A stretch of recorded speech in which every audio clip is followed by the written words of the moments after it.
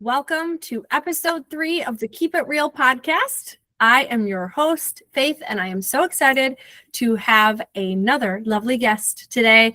Today, my friend Desireé is joining us, and I will just give a little intro about her, and then we can dive right in. So, Desireé is an author, book coach, and publisher born and raised in the Southeast Wisconsin area.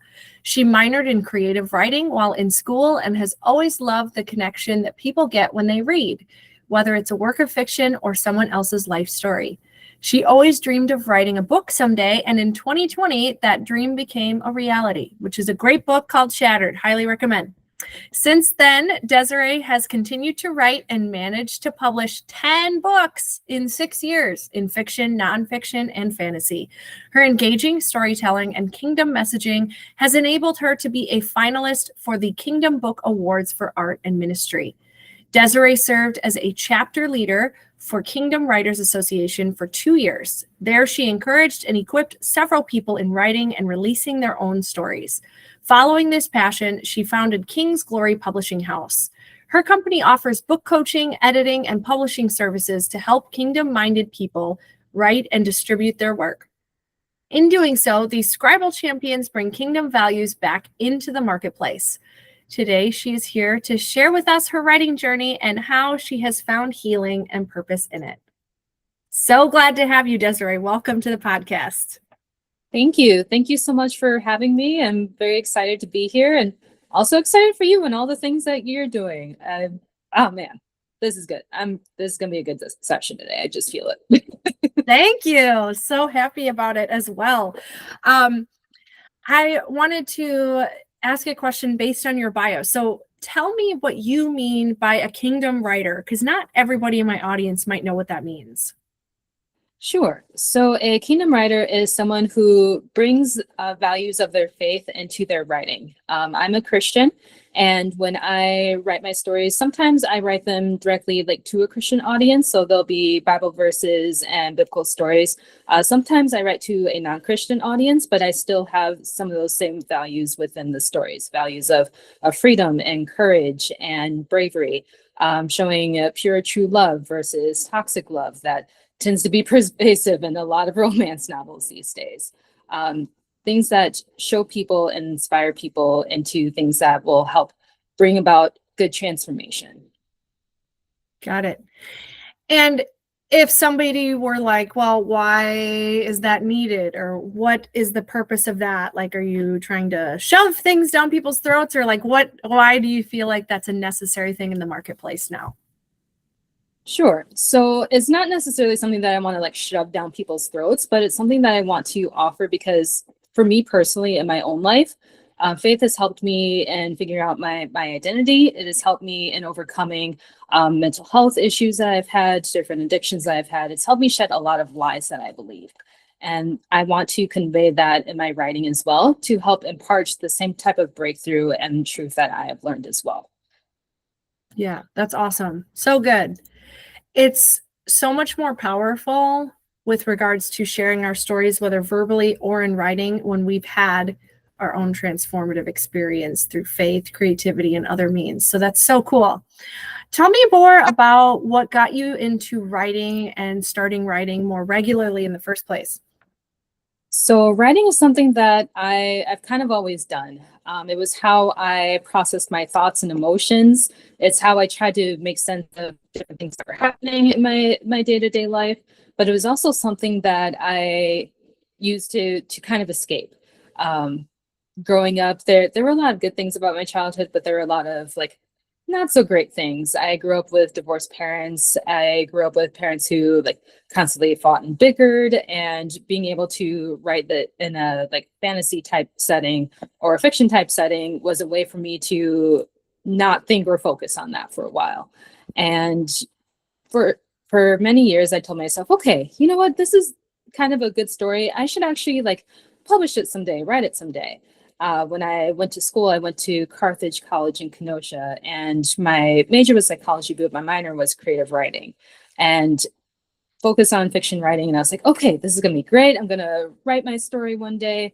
And then life kind of hit me, but I still continue to write here or there just because it was fun and it was relaxing, and helped me put words to some of the thoughts and emotions that I was feeling. Totally. Yeah, no, that makes sense. I think it's interesting that modern science is showing more clearly that unprocessed emotion leads to so many health issues like autoimmune diseases, and many people believe like stress and trauma is stored in the fascia of the body, and various other issues. So I'm so glad to hear that you have that outlet, and I'm sorry that a lot of that was hard, but I am glad that you were able to engage with that. So do you feel like in your current stage of life that you still use writing as an escape, or like what does it mean to you nowadays? Like how do you utilize it, I should say? So nowadays I utilize writing in two different facets. There's the let's process all the things that are going on in life and try to figure out, okay, what is my way of solving this problem that I'm dealing with? Or, okay, how can I get all my emotions out on paper so when I talk with this person, I am not screaming at the top of my lungs. I am talking in a normal, controlled, calm fashion so we can actually have a productive conversation. And then those journals never see the light of day. They are locked away in a vault. But part of it is helping me, like regulate my own emotions. But part of it is also, okay, what are some things that I have learned in my 34 years that I can potentially share with other people? And what would that look like in a book? What would that look like as either a fiction novel or nonfiction novel? What is something completely, maybe not something that I learned, but something that I still want to write about and share about? And so writing for me is sometimes being able to explore other aspects of life or other aspects of things that maybe I haven't personally gone through, but I still want to write about, because writing about it, one, I learn about it, but two, I can also help create like this whole other world, and world building is a lot of fun. Yeah, for sure. Love that. So what was the like catalyst for you to go from, okay, I want to write for myself, to I would like to publish a book? So that catalyst was very interesting. In 2017, I was going through a book study with some friends called, we called it State of the Union. The book was Saving Your Marriage Before It Starts. I was not dating anyone at the time, but I wanted to learn, like, what does it take to have a healthy relationship? And one of the things that our pastor said during that study was, when you come into a marriage, you should come in with a marketable skill. And I was like, okay, what is my marketable skill? I'm like in my early 20s at the time, and I'm not really sure, like, what is it that I have to offer? I have friends who were like establishing careers in business and accounting and finance and all these like big adult things, and I was like, I don't have that. I'm not anywhere near that. What do I do? So I was driving home one day and I was praying. I was like, Lord, what is my marketable skill? Like, what is it that you've given me to do? And he said to write. And at first I was like, writing. Okay, writing. Are you sure? Are you sure you don't mean like something more lucrative or more adult? Like, really writing? And he said, yes. And that's when he gave me the idea for my first book, which you mentioned earlier, Shattered. And I was so excited. I was like, yes, okay, this is going to be great. This is going to be awesome. I got a pen and paper. I started writing, and I kept this up for a couple of months. And then I started stalling. I started stalling because I started to get into my own head. I started wondering, will people really like this? Will this book actually do well? Will people want to hear what I have to say about this subject matter? The subject matter of Shattered is human trafficking. It takes place in Milwaukee, Wisconsin, and is told from the point of view of 4 girls that are in it, trying to get out and restart their lives. And I wrote the book because I wanted to raise awareness and I wanted to show God's heart for justice, but I also wanted to inspire hope in people. And I kept thinking, will anyone actually want this like book? will anyone actually want to read it? And then I started getting writer's block. I started not knowing, oh, right, how am I going to do this? How am I going to do that?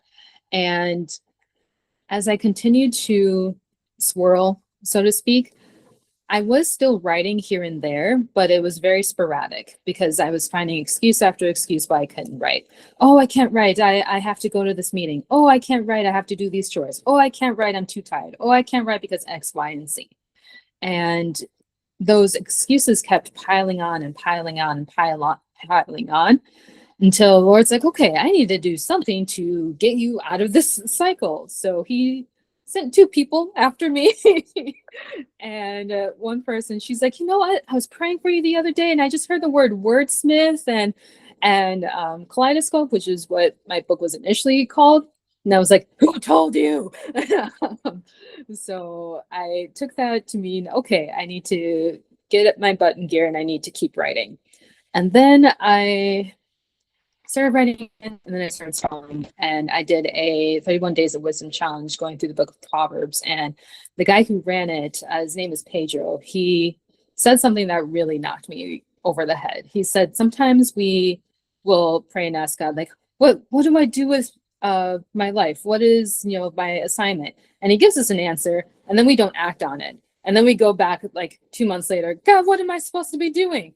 And he already told you, but you're not acting on it. And when you don't act on what he tells you to do in a timely fashion, that delay is actually disobedience.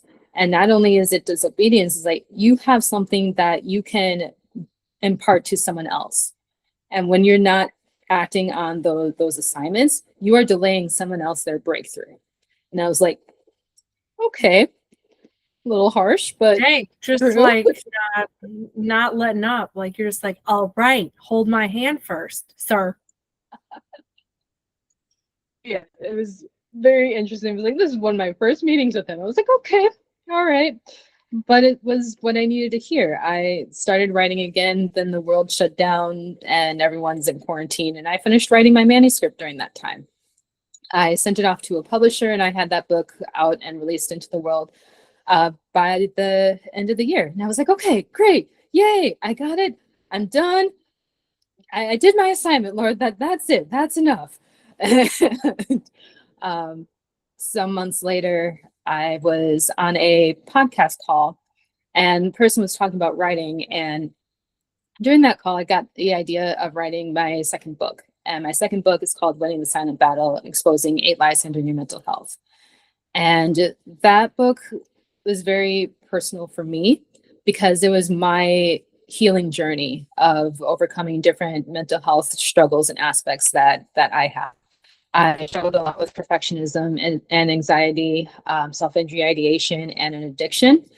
And for a long time, I didn't tell many people that I was struggling with this. I had one mentor and a couple friends that I talked with, and was like, all right, so you're going to write this. And I was like, oh, okay. So it's very interesting and vulnerable writing this book.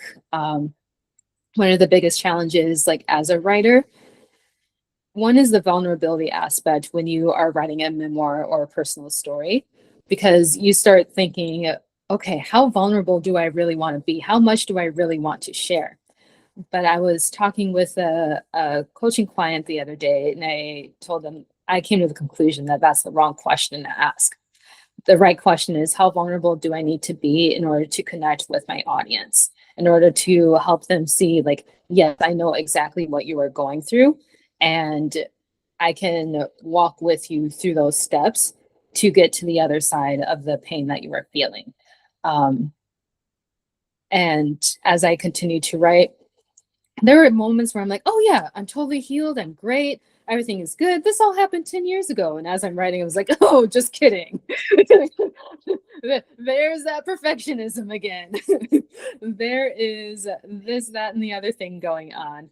And I had to take a moment. It's easy to see yourself like a set of file folders, like, oh, that file's closed. But that's really not, we're like the interwebs, right? We're the internet. Everything's connected. And there's always, I think one thing I want to say to our guests listening today I think it's easy to put yourself down when it feels like a setback happens. And like you say, if you struggle with perfectionism, anxiety, which there's obviously multiple roots of that depending on the person's experience.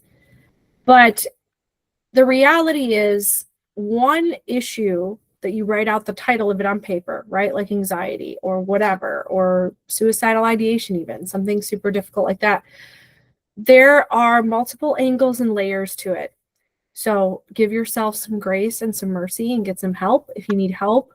Like Desiree says, it's the silent battle a lot of the time, but it doesn't have to be. You don't have to be alone. And we encourage you to reach out to help, reach out to the suicide hotline, find a pastor, a Christian, a counselor, therapist, something with insurance coverage if possible, or life coaching if you can afford it, which can be really tailored to you, which I highly recommend, me or another life coach. But give yourself some grace because there are multiple angles to the same thing. So just wanted to put that out there. But yeah, that's so good. Yes. Everything she just said, completely agree. Love it. So that's super cool. Thank you for sharing that. So you talked a little bit about some of the challenges. One challenge I wanted to ask specifically related to the vulnerability as an author. How do you determine your boundaries as an author, right? So like you're interacting with other authors, maybe you're a coach, so like other coaches, like figuring out what's appropriate in the marketplace for that, emotional vulnerability.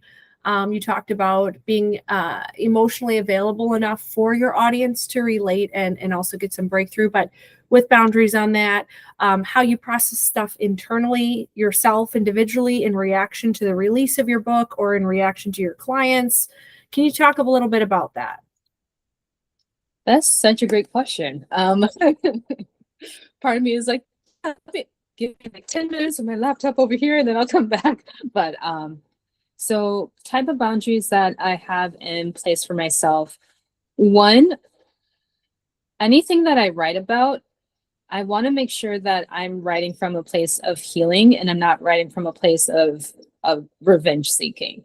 I know sometimes when people write their stories, they've been through some form of abuse or another, and they're trying to figure out what's the best way to navigate it. Like, okay, first of all, make sure that you have gone through the counseling, gone through the healing that you need in order to best tell this story. Like, yes, you want to be honest and upfront about some of the things that you went through, but you don't want to do so in a way that is like, I will destroy this person if this is the last thing I do. Like, that's not helping.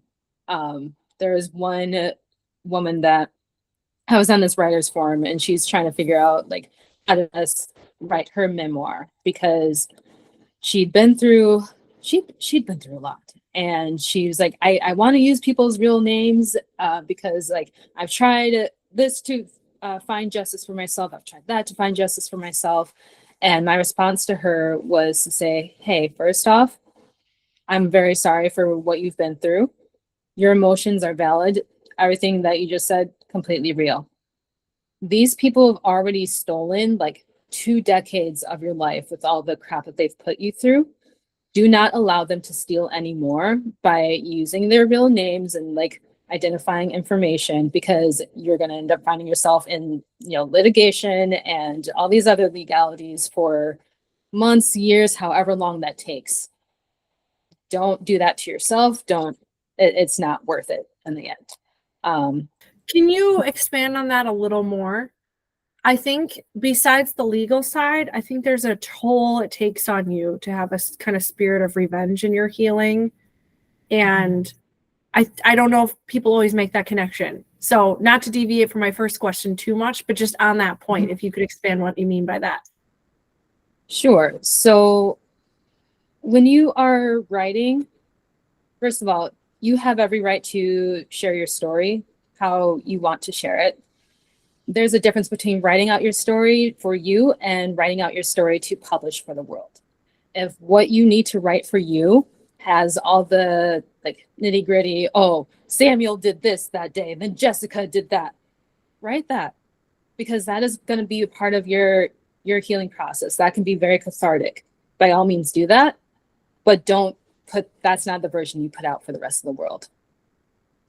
You can say, hey, someone close to me did this, and this was the effect on me. This is the effect on me mentally and emotionally. And you can document and talk about the inner workings of how that affected you versus being like, oh, they're the worst because they did this thing. Does that make sense? Does that help elaborate more? Yeah, I was just curious your perspective. My perspective, in addition to that, that's super good. I think that that's great. That kind of, again, it's not a no. We're not saying no. It's just, where's the place for this thing? Where's the place for that type of processing, that type of writing? Because there's a place for both. For a lot of people, especially if their story is very intense, there's just something that they really want to share. Another perspective from a life coaching perspective is how we get the word and concept of forgiveness wrong a lot, even in the church sometimes. Forgiveness does not mean the action taken by you or the other person, whoever the perpetrator was okay. In fact, it means that it was wrong.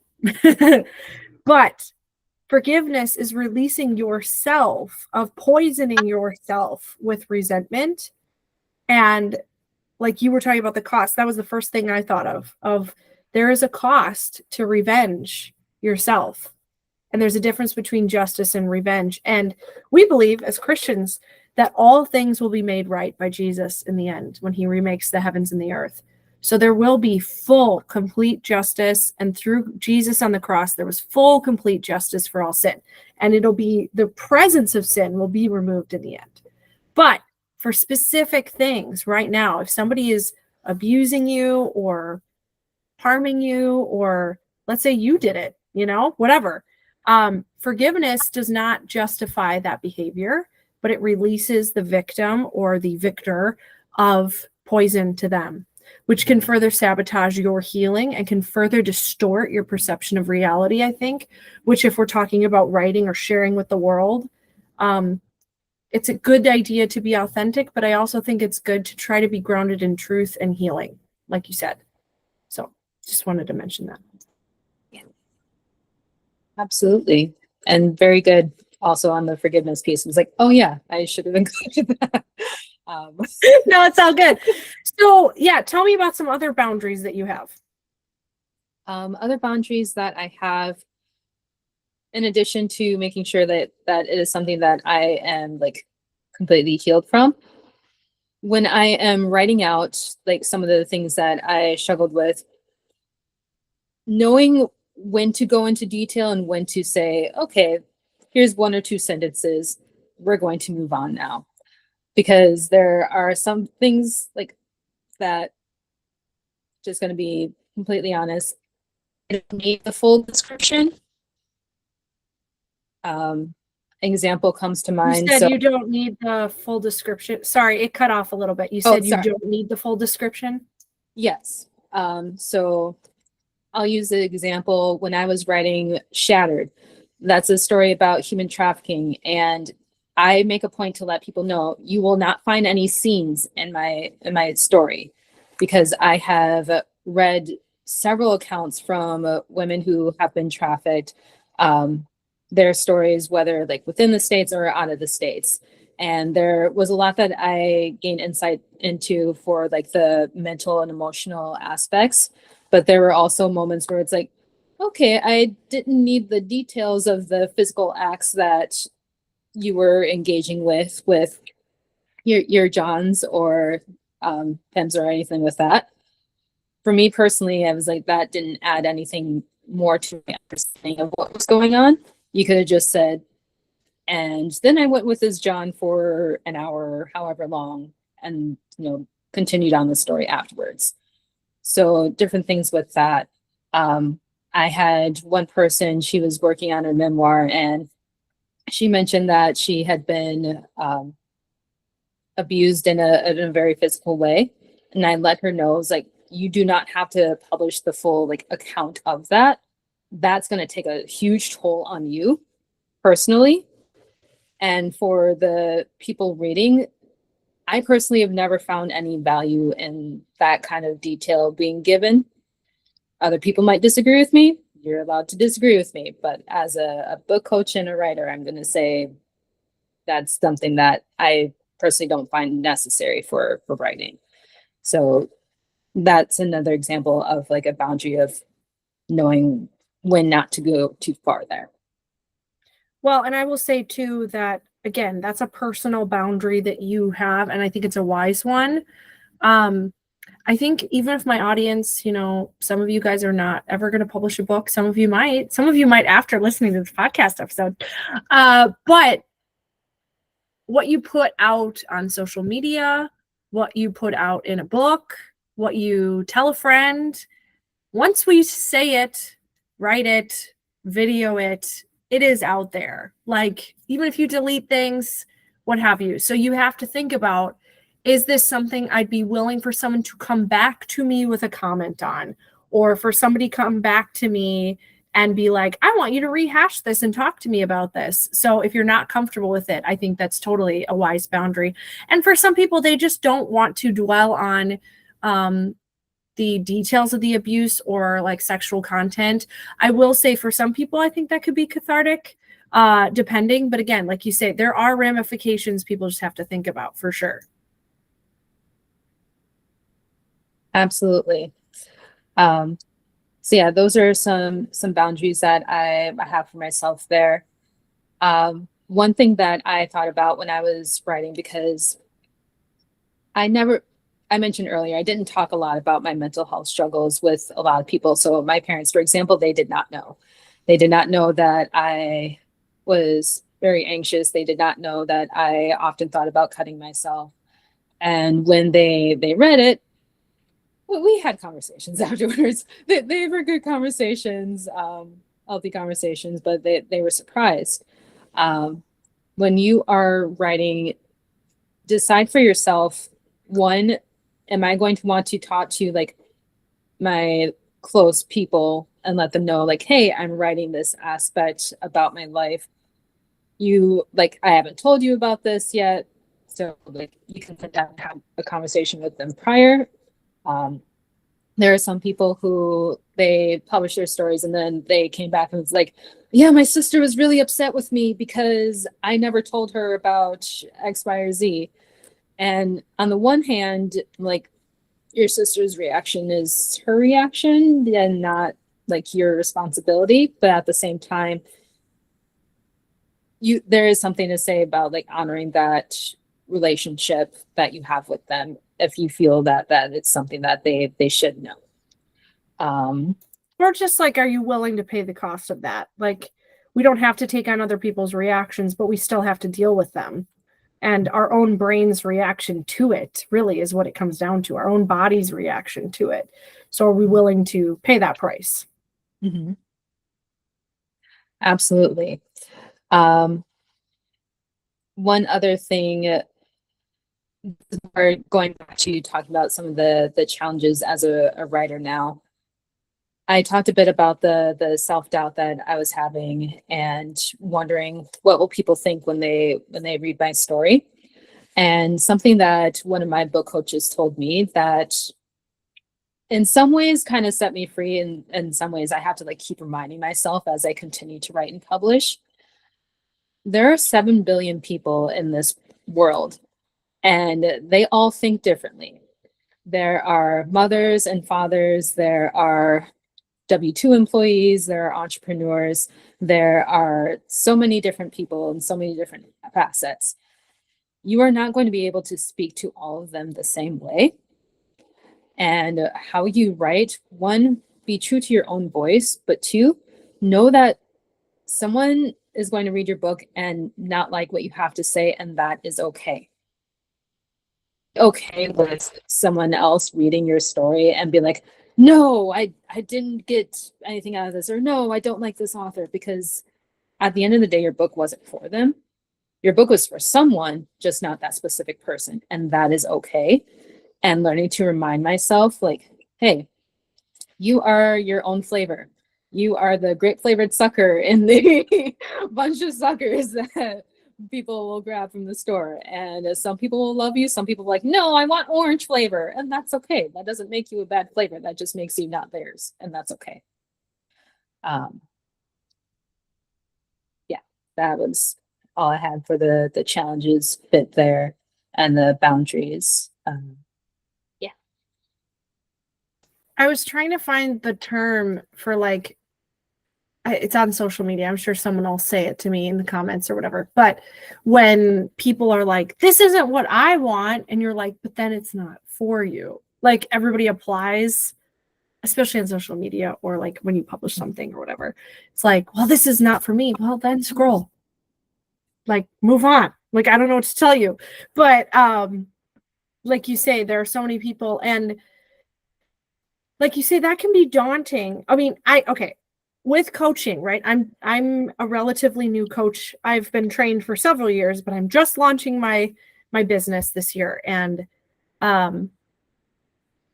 it's often obvious to me that in the mental health world and in coaching world specifically, whether it's life coaching or like book coaching, whatever, in some ways, certain parts of the market seem to be oversaturated. But like you said, you have to remember that you are not the right fit for every person anyway.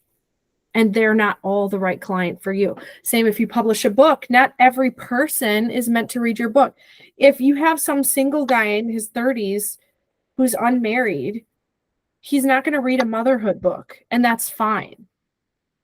And then there might be somebody else who, you know, maybe they're Hispanic, and it's like, problems that white people have or whatever, they may not read that book. It's okay. Like it's okay for there to be different audiences. That's a really bad example. But the point being that just because there are people that aren't for you, whether it's in relationship or as clients or as people who read your story, there are people for you, that means. So I think that that's super good that you said that. And those are some great challenges. Can you tell me, with regards to, before we kind of get into advice you'd have for authors, I'd love for you to tell a little bit more, like with your coaching business, maybe a little bit about that, like how it's kind of constructed or your framework, and then some common challenges that you see with aspiring authors as they kind of come in to work with you. Sure. So book coaching, I offer a few different aspects of that. I offer one-on-one coaching, and in those one-on-one sessions, we hop on a Zoom call and we talk about either the book project or different challenges that you as a writer might be having in trying to write your book or finish your book, helping you overcome those things, giving you different tips and tricks to finish your book, and also how to publish not just in a cost-effective way, but a good way. And when I say good way, I mean, there are times when people are like, oh, I self-published this. And I'm like, yeah, I can tell, because your cover looks like it's something from clip art. And your back book description does not make me want to pick up your book, even though the subject matter is something that intrigues me. So let me teach you how to clean up your back book description, and let's find an affordable cover for you that's like actually professionally designed, helping you with the different things there. Or if you yourself want to design it, okay, great. Let's talk about graphics. And well, I personally won't teach you about graphics, but I will direct you towards people who know if that is something that you want to learn. I also offer group coaching, and in the group coaching sessions, we'll hop on a Zoom call and I will teach about various different aspects of writing. I'll teach about character development and how to make sure your characters are growing throughout your story, how to avoid writing a Mary Sue character who's just like perfect at everything, or someone is always saving them, how to write men and women effectively, how to bring conflict into your story, internal conflict and external conflict, because your characters shouldn't just be the big bad on the outside, but like what are some internal lies that they might be believing? What are their motivations, and how do they like show up in their day-to-day life and everything else? Teaching how to do world building and the various different aspects of that, how to create your own culture within your story. I teach about how to figure out what's going to come after your book, because where I personally did not drop the ball was people were like, what are you going to do after your book? I don't know. I'm just trying to write the book. Why do you want to know all these other things? But actually taking the time to plan that out. What does that look like? And is this something that you actually want to be known for your author brand? Or is this like a one-off story for you? What does after the book look like? I also offer like hybrid coaching where I do like both one-on-one and group coaching. That's the overall coaching aspects. I do offer free like consultation session just to make sure that we would be a good fit. Because sometimes people are like, hey, I want to help with writing my book. And I listen to them and I'm like, okay, you're not ready yet, but let me give you some advice here. Or, hey, you know what? That's a genre that I can't really help you in. Sorry, I don't do horror, guys. That's not my jam. But that's what I do within the book coaching. And then please remind me what your second question was. Oh, what I see in inspiring authors sometimes that I'm like, all right, let's tighten that up a bit. Okay. So the biggest thing that I will see with people who come to me, they're like, hey, I have this story idea and I want to write. And like, I actually have like most of the manuscript done. I'm like, okay, cool, great. Tell me about your story. And they'll tell me about their story. And then I'll ask, okay, who's your story for? Everyone. No. We just talked about that a few minutes ago. There are 7 billion people in this world. You are not going to talk to teenagers and adults in the same vernacular, and they're going to be on board. You're not going to talk to children and adults in the same vernacular, and they'll be on board. You have to figure out just like who is your target audience? What kind of questions? Where do you think that? Yeah, where do you think that comes from? Sorry to interrupt. Where do you think that comes from? Like, why is that so common? Where people, from your perspective, where they're just assuming, oh, it's everyone. Like, I don't know. That's fascinating to me. I think part of it is when they think about their own inner circle, and they're like, even though their inner circle might be people of different personalities, they all like have like one common goal or like a couple common goals. So they're like, oh yes, this is for everyone. I think that's part of it. I think it's also partly because some people are like, well, I don't want others to feel excluded.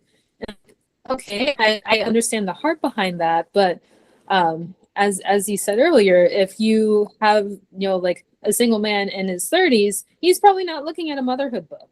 So we want to make sure like, yes, we are excluding them, but it's not in a like, I'm better than you, you are not worthy to be in this room kind of way. It's more just like, hey, there are going to be other groups, other books that serve you better. This is going to serve this person the best. I think sometimes we miss that with writing, realizing, oh, this is going to be like best suited for this person.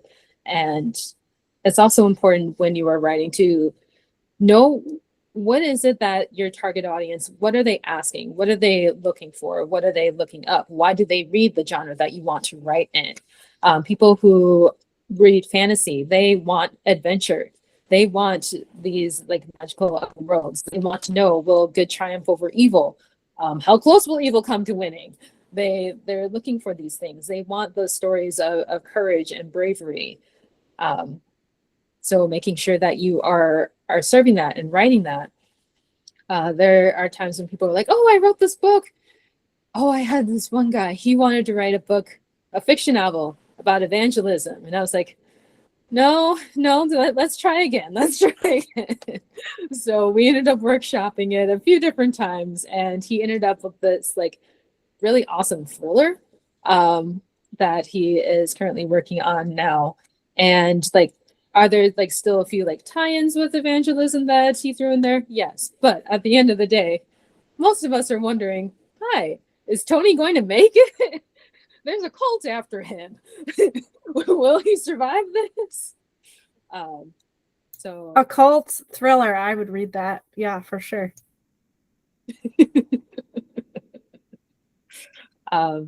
So yes, making sure that you have your target audience figured out, and also like learning what your target audience wants. I know some people will be like, you have to write to market. I am not a write to market kind of person, but at the same time, even though I'm writing the story that I want, I am kind of disguising it as what the reader is usually looking for. So I'm like, okay, here you go. Primarily because like I don't just want to be someone that like repeats everything that is trending. But at the same time, I want people to read it anyway. So those are a few things. I also noticed that like people will get writer's block, or they'll sit there and like, I don't have time to write. And the thing is, you do have time to write. You do. You just need to prioritize and utilize it better. And so helping them figure out what their writing hour is going to be throughout the week. Some people work best at night, others work best in the morning, helping them to decipher when that is, and helping them realize that this thing that we're writing, that we're working on, it has a lot of value, a lot of a value that like someone's going to pick it up and be like, oh my goodness, thank you. I did not realize I needed this book, but it was the best thing that I read because it taught me X, Y, or Z, or I found myself in this character. And people bring stories like that all the time with like nonfiction and fiction books. So remember that when you are writing, remember who you're writing for, because it's easy to say, no, I don't have time to write. Oh, I don't know if this is really like something I should focus on right now. There is someone in the story. There is. You might know them personally. You might not know them personally. I have gotten messages from people who I've never met, probably will never meet, who are like, hey, I read your story in Broken Chapters, and your declaration at the end of the chapter, like that is my mantra right now for life, for some of the things that I'm going through. And I'm like, cool, great. Never met them, never will meet them, but they needed that. And I almost didn't write that book. I almost backed out of doing that because I started getting in my head of, oh no, so-and-so won't like it. Oh no, I'm going to run into this and that. And honestly, those are lies that we have to push through and keep writing, keep releasing that story, because other people need that breakthrough. Yeah, that's so good. That's so good. I love that. That transfers into so many things. So a couple thoughts that I had in response, like, for anybody who writes, or even like content creators or whatever, like you are your own mini brand, your own mini business. Even if you don't make an LLC or whatever, like you are your own business and you are the CEO, and you need to decide what brand adds value to your target audience. Also, it's an interesting paradox because I think when you're sharing, I encountered this even with life coaching content, or, doing my program as well. I'm sure you do too. It's about you, but it's not about you. It's about where you're at with your identity and how at peace with yourself you are, and how capable and healed and skilled you are to overcome lies, distractions, and hurdles. But it's not about you because you're doing something to serve others. You're meeting a need of your target audience, a pain point, a desire. You're meeting that. You're the answer to that. You're producing that out of you. You are the product in a sense, but you're also producing a separate product. So it comes out of who you are. So I think that's the best stories, is ones that you've overcome these challenges. You've pushed through this kind of imposter syndrome. Like, am I even worthy of the? You are. But you get more when you take action. Like, I've had to learn so much about patience. I now know I have ADHD, so there's some things that I'm like, that makes sense. The impulse control is not all my fault, okay? But I will say that I still, with all the healing that I have, all the training that I have, all the therapy, coaching, and life coaching, and counseling I've had, I still believe that taking action and figuring it out as you go is better than not doing something, because you cannot learn by only planning or only waiting or only overthinking. When you start to take action, your brain starts going from this kind of fear, let me try to solve the issue all internally, to actual execution, and you figure it out. And a thought that can be really helpful, like if you don't believe the thought, like I'm capable, maybe you can think, I can learn how to be capable.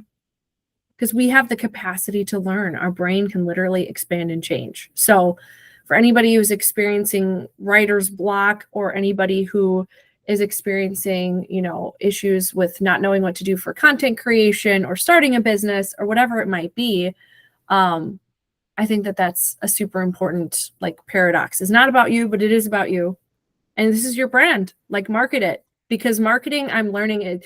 If it's really good, it's authentic. It is not sleazy. It is not manipulating people, but it is influencing others out of who you actually are. And if you're sharing a story, that's such an easy example to apply that to, because if it's a good story, it's probably coming from a real place. So, yeah, so good. Excuse me, swallowed down the wrong pipe. Okay.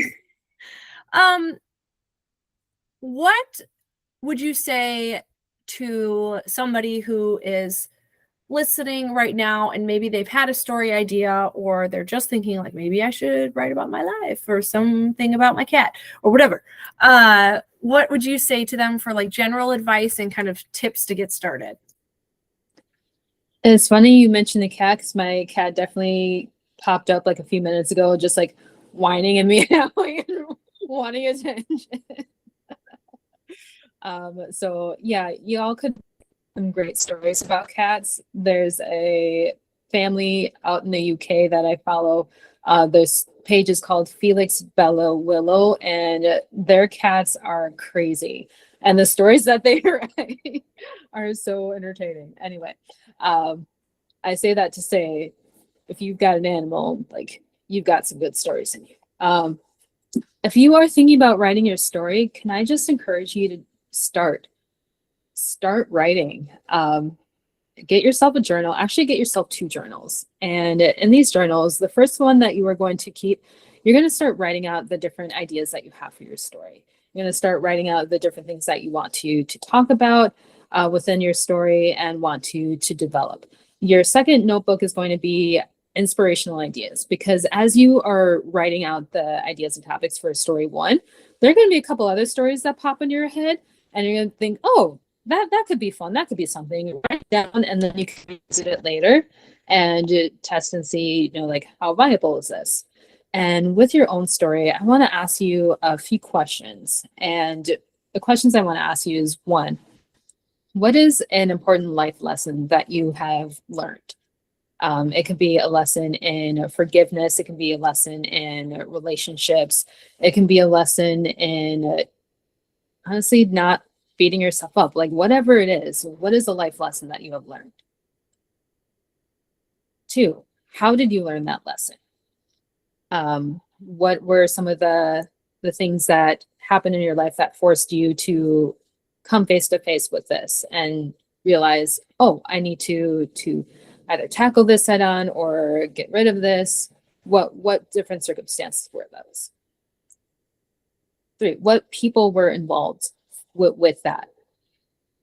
And when I say what people were involved, what people were contributors on your side, what people were, a bit antagonistic towards you, and what people were catalysts, I guess you would say, for figuring out this thing. Next question I would ask, what has life been like after you have learned this lesson? Have you found freedom in some aspect? Have you found yourself more at peace? What were the results from that? Those are some questions that I would ask just to get you started, just to get the wheels turning. And I would encourage you to actually sit with those questions for a few minutes, take 10 minutes and just think about that and start writing those down. And then start writing out the different things that you can think about within those different questions to give you a basis and a starting point. I do have a resource that we'll share in the link for this to help you find and start your story. It's a free download for you guys. So if you are thinking, oh, I want to start writing, like that's going to be something that put your money where your mouth is, so to speak. Again, it's free, but something that you can use to start. And with that, I would also encourage you, like I talked a little bit about like making a writing hour. Do that. Set time aside. It can be 15 minutes a day, it can be 30 minutes a day, it can be twice a week, whatever works best for you. And then find a time of day that works best. I am a night owl. I get motivation to start projects at like 8 o'clock at night. I will start working and I will like keep flying till midnight. That is when I am most at my best. There are people I know who are like, yeah, I wake up at 5 a.m. I exercise, I start writing, and I'm like, Lord bless you. Lord bless you. That is not me. At 5 a.m., I'm like negotiating with Father Time. Like, can I have a few more hours? I agree. Well, and I think about this with like writing content, but also I've written some in my book. I'll need to finish it, and I'm so inspired. I don't have time right now, but because I'm trying to do 3 jobs and stay home, etc. But use speech to text if you're really busy. Like I do that all the time, where I do speech to text, or I'll use ChatGPT to like refine something. Like I always do my own ideas, but try to refine something. Like you can open a Word document or a Google Doc on your phone and just like speak into your phone and just get that started and revise it later, or pick a revision day and a writing day. I feel like there's always a way, especially in this technology age, to make it work and to work with how your body and brain works, like you said. So work with yourself, not against yourself. Mm-hmm. Absolutely. And I will say one note on the ChatGPT thing. You can use it to help like form an outline. Do not use it to write your book. Do not do that. Don't don't let the robots win. But yeah, use it as an outline tool by all means. I started using talk to text. I have like 30 voice memos in my phone from different like story ideas. So yes, use the tools. You'll use what you got. Find time, make time to write. Whatever amount of time that it is. And I would also encourage y'all like get in a writing group. Like look for writing groups that might be at your local library or places like that, where you can get together with other people and y'all can be comrades in arms, so to speak, and continue to write together. Be disciplined with it, but also remember to have fun, because writing, it can be grueling, but it can also be a lot of fun. It truly can. So be willing to do that, and don't get stuck in perfectionism. Like one of the biggest hindrances that I've had to overcome with my writing is thinking, oh no, that's not how I want to say that, or no, I need to fix that. And I was doing that after like every paragraph that I wrote, and that is not a good way to get your story done or written. That's a good way to stall your progress. So when you are working on your first draft, just let the words flow. Let them come out how they come out. And then once that first draft is done, then go back and edit, because your first draft, that's not going to be your best work. It never is. If someone writes a rough draft and they're like, okay, I wrote a story, now I've published it, they did not understand the assignment, because a lot of writing is rewriting. So you are going to edit your story. You are going to have multiple revisions, and that is okay. That is part of the process. But the revisions come after you have your first draft written. Let it come out, because your creativity and flow, that's all on the right side of your brain. Everything is coming out there. And your left side of the brain wants to organize and analyze everything. When you're trying to do both at the same time, now your brain's like starting to you have smoke coming out of your ears, essentially, is what's happening there. So allow yourself to just write and don't expect it to be perfect the first time. It probably won't even be perfect the last time. Like my first book, I kid you not, that went through 9 rounds of edits. And still in the published copy, I found 2 mistakes. And I was like, all right, I have to respect these typos, because after hours of going through this, they still managed to slip in there. So give yourself grace. Don't expect perfection. Make the time to write, and get a journal, get a talk to text like app on your phone, and start writing. Awesome. Love that. I think like final topic that I wanted to touch on before we end, and like Desireé said, we'll put all the links in the description. I will make sure to do that so that you can sign up for coaching with her. You can get her free resource, and you can inquire about other business opportunities, because it's super worth it. For my audience members who never want to publish a book or whatever, but they're interested in like, how has this affected your like mental health or your relationships or things like that, in that kind of realm of mental health, can you talk a little bit about that and like what you would say to them? Yes. Just so you know, none of my friends trust me anymore. I'm just kidding. They're always like, is this going to end up in a book? Maybe. With my own mental health, honestly, writing just for me in that aspect has been like super helpful with processing my own emotions and helping me regulate. And it's been very good for me in that sense. So if you were thinking about writing, but you're like, I don't know if I want to be a published author, that's okay. You can write just for you. You don't have to go the published author route. Will I encourage people to do that? Yes, but some people, writing for them is going to be very personal and a lot more journaling, and that's good. That is healthy. Keep going, keep doing it. Do not feel pressured to put something out there that you don't think needs to be out there or like would benefit other people. We all know that we have seen movies where the first one was really good and people were demanding a second one, and then the second one came out and you're just like, oh no, honey, why did you do this? So don't be that person. Don't cave into pressure there. And honestly, like with my own interpersonal relationships, those are all like good and healthy and thriving. Most of them respect, like, okay, she needs to write, she needs to have that writing hour. Okay, great. Some of them will still say, okay, I want you to write, but like, can I reserve a spot on your calendar 3 weeks from now for this time?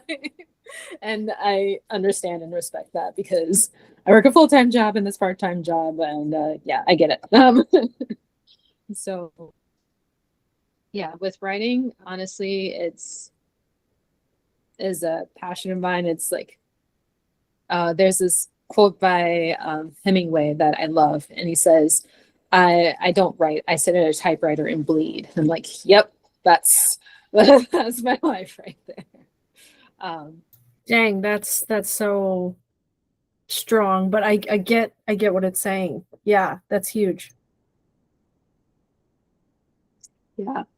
So yeah, if you want to write just for yourself, go for it. If you're like, hey, you know what?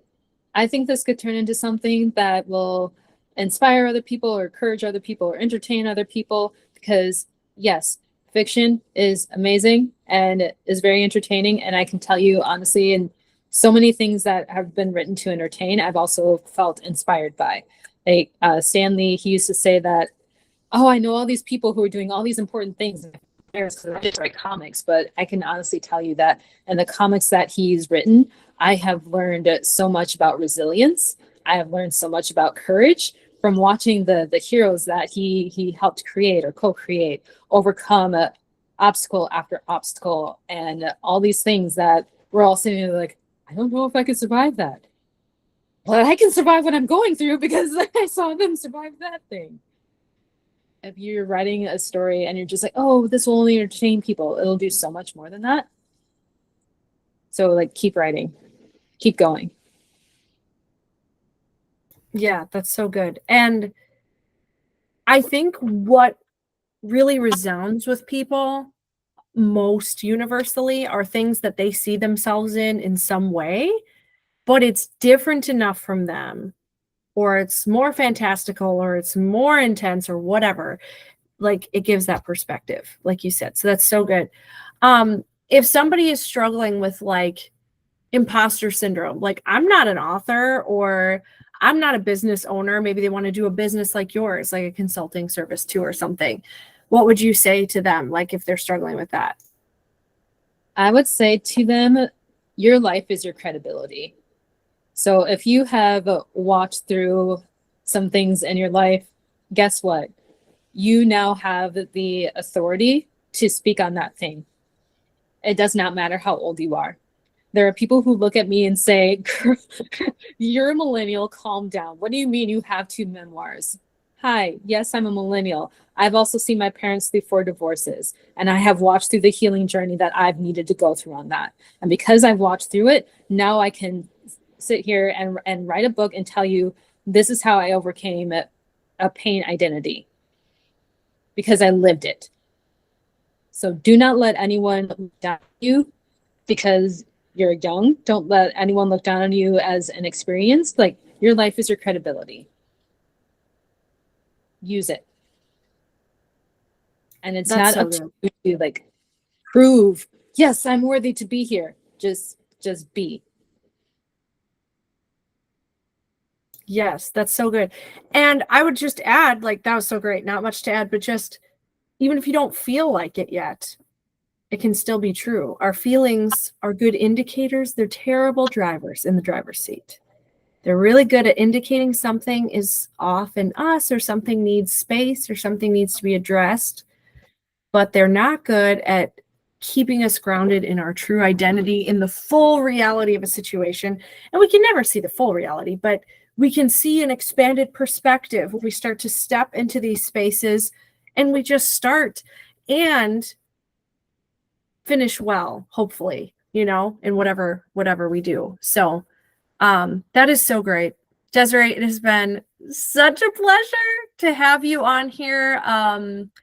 I love you talking about this topic, and I think a lot of our audience probably is really interested in growth and sharing and things like that. So I thought talking about authorship and other things would be great, but you also bring such a strong spiritual and holistic mental health perspective. So thank you for being on the podcast. Of course. Thank you for having me. This was fun. Yes. All right. Until next time. Thank you so much.